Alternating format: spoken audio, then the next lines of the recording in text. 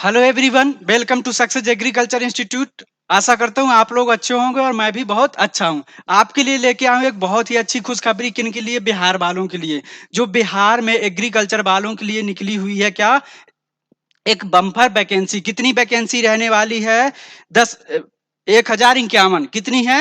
1051। ठीक है। तो बात करते हैं हम पॉइंट टू पॉइंट कि आपका एक एग्जाम फॉर्म कब से भरे जाएंगे, उसकी फीस क्या रहने वाली है, उसका एग्जाम कब क्या होगा। तो हम पॉइंट टू पॉइंट डिस्कस करने वाले हैं। सो अभी तक हमारे सक्सेस एग्रीकल्चर इंस्टीट्यूट के चैनल को जिसने भी लाइक सब्सक्राइब नहीं किया हो तो चैनल को लाइक करें, सब्सक्राइब करें, दोस्तों के साथ ज्यादा से ज्यादा शेयर करें। क्योंकि जो भी वैकेंसी एग्रीकल्चर की निकलती है, आपको सबसे पहले इंफॉर्मेशन देने का काम करते हैं। सो स्टार्ट करें, ठीक है।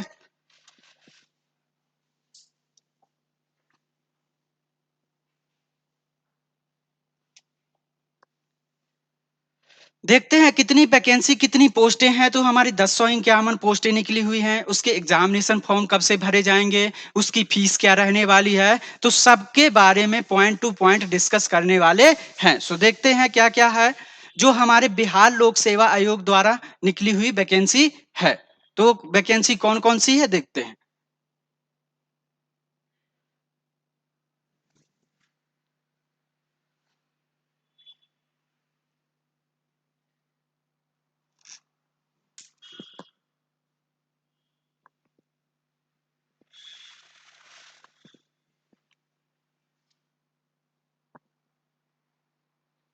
1 मिनट, ठीक है। अब देखो, हम बात कर लेते हैं वैकेंसी में कितने किसके लिए पद हैं। तो पदों की संख्या देख लेना। बहुत सारा लिखा हुआ है कि महिलाओं के आरक्षित कितने कितने कितने पद रहने वाले हैं, ठीक है।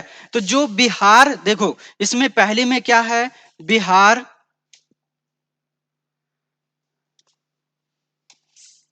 बिहार कृषि सेवा द्वारा कौन सी वैकेंसी निकली हुई है? अनुमंडल कृषि पदाधिकारी या उप परियोजन निदेशक, आत्मा सहायक या निदेशालय द्वारा निकली हुई वैकेंसी। तो किसके लिए कितने पद हैं, ये हमें पदों की संख्या दी हुई है। तो जो कोटिवार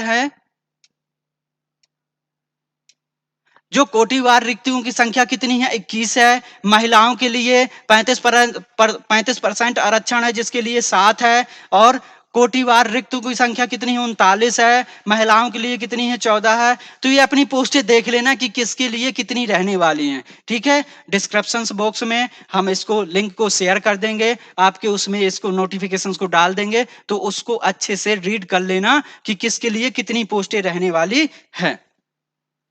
बात करते हैं दूसरी पोस्ट की। दूसरी पोस्ट क्या है? कोटी नंबर 2। तो कृषि अभियंत्रण के लिए है। तो सहायक निदेशालय की निदेशक की है कृषि अभियंत्रक।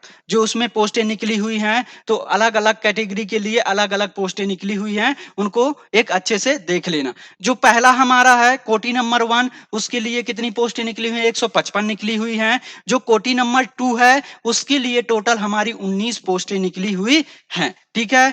तो बात करते हैं अगले कोटी 5 की। तो यह भी बिहार कृषि सेवा के लिए है। किसके लिए है? प्लांट संरक्षण के लिए।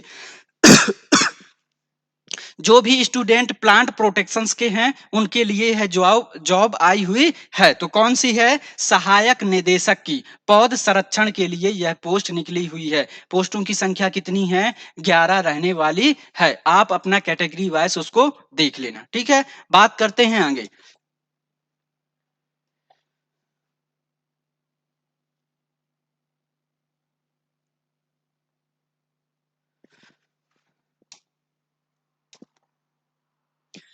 देखो फिर कोटि बिहार अधीनस्थ सेवा के लिए आ गया। बिहार कृषि अधीनस्थ सेवा कोटि की 01 प्रखंड कृषि पदाधिकारी के लिए निकली हुई है, लेवल नंबर 7 में। तो इसमें कितनी पोस्टें हैं? इसमें टोटल 886 पोस्टें रहने वाली हैं। तो सबसे ज्यादा पोस्टें किसमें हैं? सबसे ज्यादा इसमें पोस्टें हैं। और एक फर्स्ट नंबर पे है जिसमें सबसे ज्यादा 155 पोस्टें आई हुई हैं। तो सबसे ज्यादा फॉर्म किसमें और इसमें और फर्स्ट बारे में भरने वाले हैं। तो बात करते हैं कितनी वैकेंसी आई हुई हैं। तो 1051 वैकेंसी आई हुई है। कितनी आई हुई हैं? 1051 वैकेंसी आई हुई हैं, जो अपने आप में बिहार में एक एग्रीकल्चर वालों के लिए एक बहुत बड़ी वैकेंसी रहने वाली है।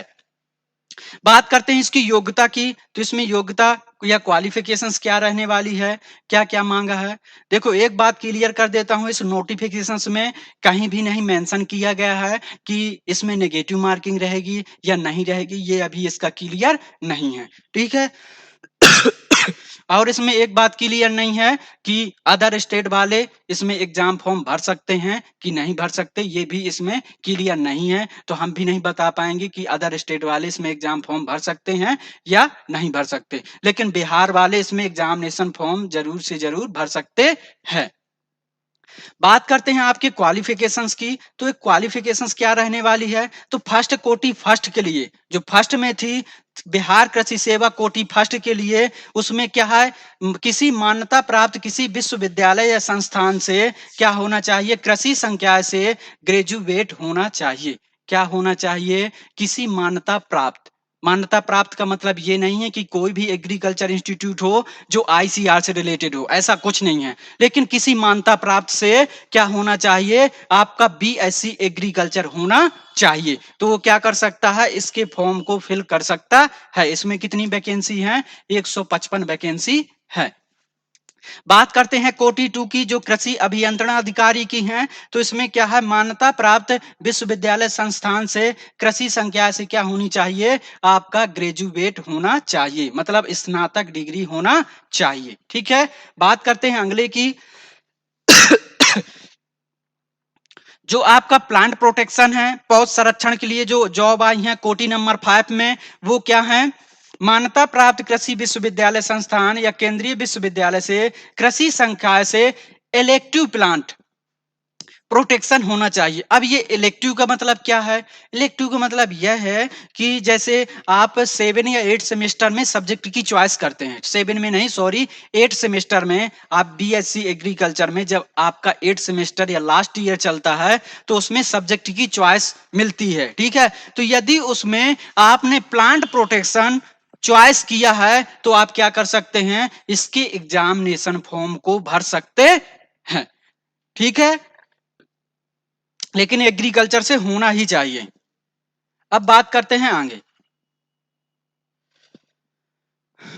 आगे लास्ट वाली है जिसमें सबसे ज्यादा वैकेंसी है, ठीक है। सबसे ज्यादा वैकेंसी किसमें है, प्रखंड कृषि पदाधिकारी में रहने वाली हैं। तो इसमें क्या होनी चाहिए, मान्यता प्राप्त विश्वविद्यालय संस्थान से कृषि विज्ञान में बीएससी कृषि डिग्री होना चाहिए, मतलब आपके पास बीएससी एग्रीकल्चर ऑनर्स होनी चाहिए। तो आप क्या कर सकते हैं, इसके एग्जामिनेशन फॉर्म को भर सकते हैं। बात करते हैं आगे, इसकी फीस क्या रहने वाली है, इसका पेपर कैसा होगा, देखते हैं।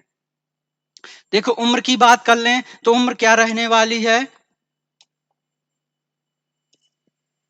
उम्र इसकी 1/8/2023 को न्यूनतम 21 वर्ष का हो जाना चाहिए और अधिकतम 37 वर्ष का हो जाना चाहिए, ठीक है। और परंतु अन्य विज्ञापनों में कितनी है, अलग अलग उसकी दी गई है यहाँ पे, ठीक है। वो प्रखंड 1 के लिए थी, प्रखंड 2 के लिए है, अपनी एज देख लेना, लेकिन अधिकांशता जो एज है 21 से 40 वर्ष के बीच ही है। कितनी है, 21 से 40 वर्ष के मध्य ही रहने वाली है। देख लेना आज इसको अच्छे से, जब फॉर्म भरोगे सब पता चल जाएगा, लेकिन एक बार अच्छे से रीड कर लेना इसको। अब बात कर लेते हैं आपके पेपर के, कि आपका पेपर कितने में होगा, कितने कितने नंबर का आएगा, ठीक है। तो आपका जो पेपर है वो है 3, उसमें होगा, इसमें 3 पेपर होंगे, एक पेपर नहीं होगा, ठीक है। इसमें 3 पेपर होंगे। पहला जो आपका रहेगा जनरल हिंदी, वो 100 नंबर का रहने वाला, 100 क्वेश्चन आएंगे और 100 नंबर का रहने वाला है, और उसमें टाइम कितना रहेगा, 2 घंटे का रहेगा, और प्रत्येक क्वेश्चन क्या होंगे, ऑब्जेक्टिव टाइप में रहने वाले हैं। पहला जो पेपर है आपको इसमें केवल क्वालिफाई करना है, केवल पास भर होना है, ये नंबर आपके इन सब्जेक्टों में नहीं जुड़ेंगे, ठीक है। फर्स्ट पेपर का आपका मतलब केवल क्वालिफाई होना भर है। उसके बाद बात करते हैं जनरल नॉलेज की, समान ज्ञान की। तो इसमें 100 क्वेश्चन रहेंगे, 100 नंबर के रहेंगे, इसके लिए भी टाइम 2 घंटे का है, और कैसे रहेंगे, ऑब्जेक्टिव टाइप में रहने वाले हैं। अगला जो मुख्य पेपर है इसका, वो कैसा होगा, 200 नंबर का होगा, और उसमें कितने क्वेश्चन होंगे, 100 क्वेश्चन होंगे, ये भी दो उसमें डिवाइड होगा, 2 घंटे का और 2 घंटे का, इसमें भी 100 और इसमें भी 100, ठीक है? प्रथम और द्वितीय 2 पालियों में डिवाइड होगा, तो मतलब 100-100, ये हमारा कितना 200 प्लस 200 प्लस 100, ठीक है? ऐसा तो ये आपका 500 का ये हो जाएगा और वो आपका क्वालिफिकेशंस अलग रहेगा। तो आपका पूर्णतः कितने का 500 का पेपर होने वाला है। कितने का 500 का पेपर होने वाला है। तो इसको अच्छे से अपना देख लेना कि कितने क्वेश्चन रहेंगे, कितने घंटे का टाइम रहेगा, कितनी पालियों में। लेकिन मुख्यतः आपको कितने पेपर देना है? आपको 3 पेपर देना पड़ेगा। कोटि 2 के लिए भी इसी तरह दिया हुआ है, देख लेना इसको। कोटि 2 के लिए, कोटि 5 के लिए और कोटि फर्स्ट के लिए, इसके लिए भी वही शेड्यूल दिया हुआ है। फर्स्ट पेपर आपका उसी तरह होगा, केवल ये भर चेंज हो रहा है, ठीक है? इसको देख लेना आप। कोटि सेकंड के लिए भी वही पैटर्न है, सबके लिए बराबर वही रहने वाला है। ऐसा नहीं है कि जो लेवल 1 की कोटि 1 की है उसके लिए अलग है, कोटि 2 के वालों के लिए अलग है, नहीं। ऐसा सबके लिए सेम है, ठीक है? इसमें देखो सब लिखा हुआ है कि न्यूनतम कितने अंक आना चाहिए। जो पहला पेपर होगा न्यूनतम आपके 30 अंक होना चाहिए, तभी आप उसका क्वालिफाई होंगे, नहीं तो आप उसमें क्वालिफाई नहीं होंगे।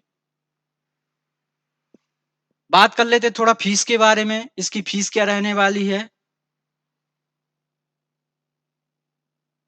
देखो ये लिखवा हूं, टोटल आपका जो पेपर होगा 550 का टोटल पूर्णांक होगा, ठीक है?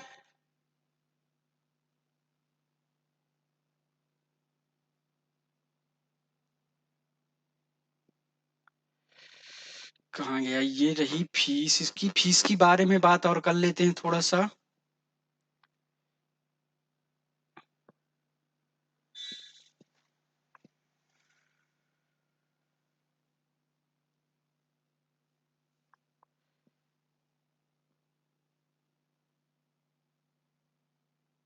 हाँ, ये आ गई आपकी फीस।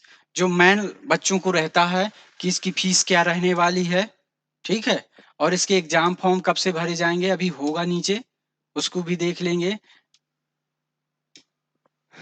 तो इसकी फीस क्या रहने वाली है? जो समान अभ्यर्थी यानी जनरल वालों के लिए 750 रुपए रहने वाली है। जो अनुसूचित जाति है या अनुसूचित जनजाति है उसके लिए 200 रुपए रहने वाली है फीस, ठीक है? जो जनरल वाले हैं उनके लिए 750, जो एसटी एससी वाले हैं उनके 200 रुपए, और जो ओबीसी वालों के लिए भी 200 रुपए है। और दिव्यांग अभ्यर्थियों के लिए 40% या उससे अधिक का डिस्काउंट क्या है, तो ये भी उनके लिए भी फीस क्या रहने वाली है, 200 रहने वाली है। लेकिन अन्य सभी उम्मीदवारों के लिए भी 750 रुपए है, ठीक है?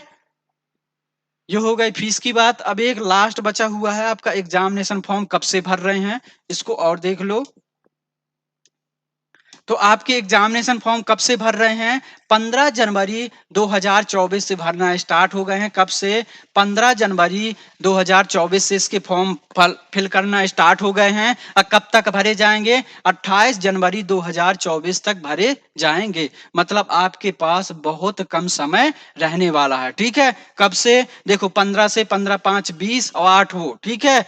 तो मतलब बहुत कम आपके पास टाइम रहने वाला है। तो सबको एग्जामिनेशन फॉर्म को जरूर से जरूर भर देना। तो ये रही आपके लिए इन्फॉर्मेशंस, ठीक है? फिर मिलते हैं एक नई इन्फॉर्मेशंस के साथ। तब तक के लिए आप हमारे चैनल को लाइक करो, सब्सक्राइब करो एंड दोस्तों के साथ ज्यादा से ज्यादा शेयर करो। मिलते हैं एक नई इन्फॉर्मेशन के साथ, तब तक के लिए बाय बाय, जय हिंद, जय भारत।